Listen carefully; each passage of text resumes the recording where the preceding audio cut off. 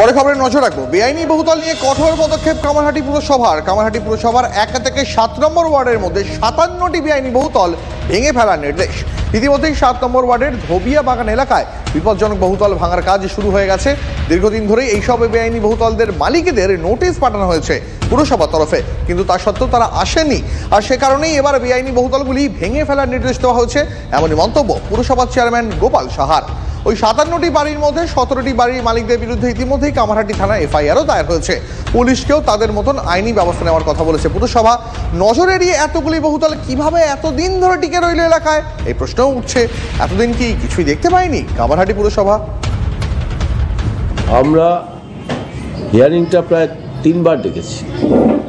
প্রথমবার, দ্বিতীয়বার, তৃতীয়বার যখন আসেনি আমরা বোর্ড তখন এগুলোকে ডিমোলিশ করার অর্ডার করলাম। 57র মধ্যে 17টা এফআইআর আর এখন ডিমোলিশ করার অর্ডার যে স্ট্যান্ডে দাঁড়িয়ে আছে বাকিটা।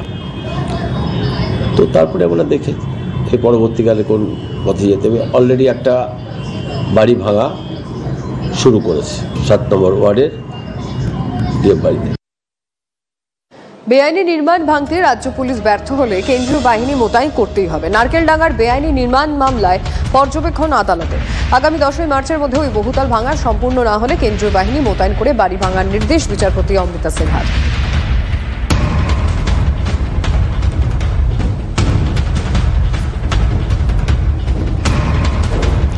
কলকাতা পুরসভার বড় 3-এর নারকেলডাঙ্গা থানা এলাকার একটি 5তলা বাড়ি বেআইনি বলে রিপোর্ট দেয় পুরসভা।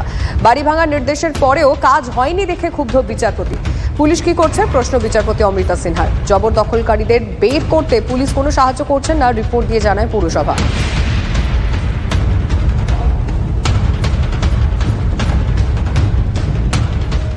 প্রেস কর্নারে এখন সময় আরো একটা ব্রেকের, কোথাও যাবে না, ফিরছে এক্ষুনি।